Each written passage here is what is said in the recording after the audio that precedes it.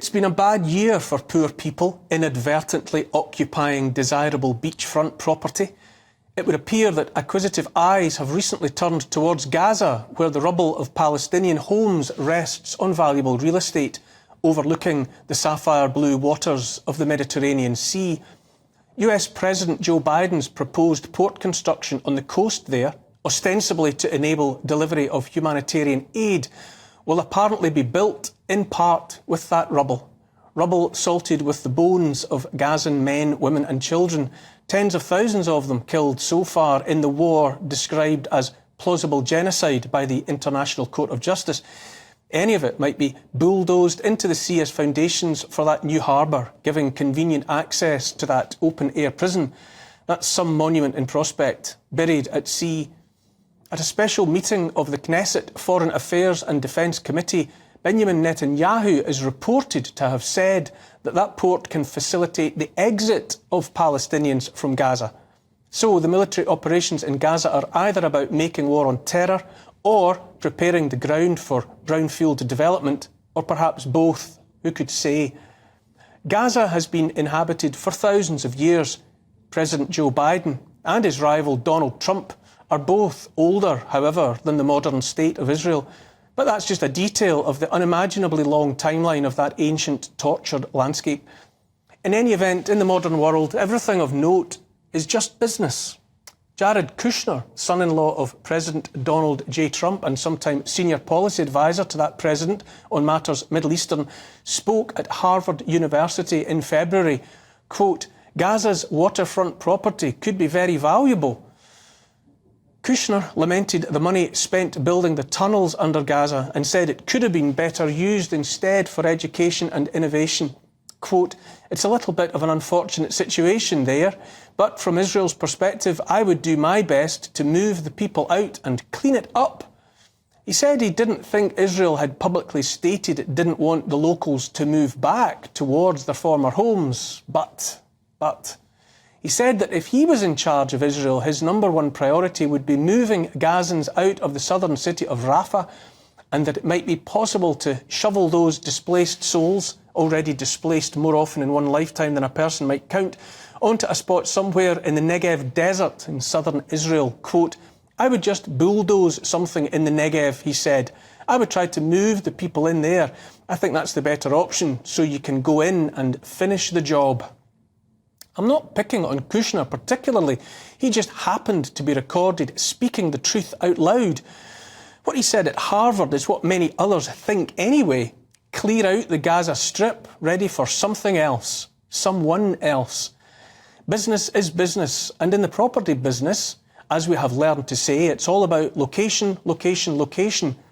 It's not just the ruins of the Middle East that offer opportunity for men and women of fertile imagination and iron will. Before Westerners arrived in Hawaii, the place was a sovereign kingdom with its capital at Lahaina on the Emerald Island of Maui. Last year, the worst US wildfire in a century incinerated the place, killing around 100 people and destroying at a stroke 3% of the island's housing stock, much of it featuring the sort of sea views and beach access desired by some of the world's wealthiest people. Native Hawaiian residents, working class among them, had fought for decades to resist development, but in a matter of hours, they lost everything anyway. In the aftermath, they were displaced, but while their homes were gone, their mortgages were not, and those still had to be repaid. Many struggled in all sorts of ways, taking refuge in all sorts of temporary accommodation. Suicide rates went up. There was a spike in the number of calls to a hotline for victims of domestic violence. Many also fear big-time developers will move in on Lahaina and build the kind of luxury homes and condos they cannot afford. Many questions remain about the Maui fire, how it started, how it was handled or mishandled. Many wonder who will buy those latter-day palaces. Business is business, and now, out of the mouths of individuals like Kushner, we hear it clearly said. War is business too, indeed a racket, according to Major General Smedley Butler, that most decorated US Marine, who said war was no more and no less than the oldest, most profitable and most vicious racket of them all. A racket being the business of organised crime, of organised criminals. And now in the 21st century, we see the business of war, the racket of war, exposed in all its whorish splendour as never before. The war in Ukraine is also for profit, of course. Hundreds of billions of dollars, pounds and euros worth of profit for Boeing, Raytheon, Lockheed Martin, Northrop Grumman and the rest of the international arms industry and everyone else with access to the great money laundry service that is Ukraine. From Washington to London to Paris and back again, the cash tills are ringing. The human traffickers are making record profits too in Ukraine, in borderless America. Money, money everywhere, unless you're poor. And then there's the prospect of hundreds of billions more profit for the big business interests standing ready and willing to harvest the proceeds of the inevitable rebuild of shattered Ukraine, down 500,000 citizens and counting. Think of all the vacated properties there, the brownfield sites ripe for do-overs, not to mention the exploitation of the shale oil and the fortunes to be made from the richest farmland in Europe. I wonder just who has snapped up those prospects, who is waiting patiently in the wings, ready to set to with more bulldozers and drill rigs and the rest. Where there's muck and blood, there's brass. The West has already lost the Ukraine war in every way that matters, even if the likes of Emmanuel Macron of France continue to sabre-rattle to pretend otherwise. It's all just business. War-torn lands are also lands of opportunity for those with money to invest and profits to recoup, all of which explains why businessmen and the politicians who work for them, finding it uncomfortable, all the brightly lit exposure of their recent dealings to the scrutiny of millions of ordinary people enabled by the internet and independent journalists and social media, are presently moving heaven and earth to take full control of that other 21st century business, that business that, as well as enabling the sharing of truth, also promises wealth beyond the dreams of avarice, which is to say the information business, which is also the control of information, and so the censoring and silencing of inconvenient truth. Most recently, it's the video hosting platform TikTok that has been the subject of scrutiny, attracting the attention of avaricious types excited by the prospect of acquiring control of it, acquiring, more to the point perhaps, the ability to silence and censor its contents.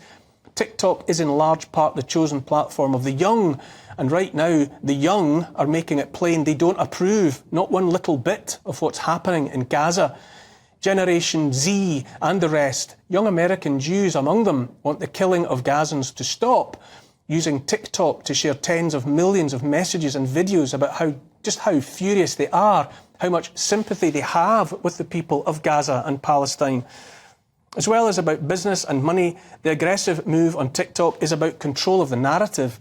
The antipathy of the US and others in the West towards TikTok is not new. It's been years now. In 2022, Meta, parent company of Facebook, sought to discredit its rival as a proxy for the Chinese Communist Party, alleging TikTok was washing American brains in Chinese propaganda. Nothing came of it, though. Influential voices in the US spoke in defence of free speech and the First Amendment. Many suggest it's only since the events beginning on October 7th that the anti-TikTok sentiment has suddenly become the focus not just of the US President and his administration, but of bipartisan support, Republican and Democrat, for seizing control of the platform. And so last week, the House of Representatives passed a bill demanding the sale of TikTok to a company in the US. Failure to submit, failure to do so, would incur a US national ban of the platform.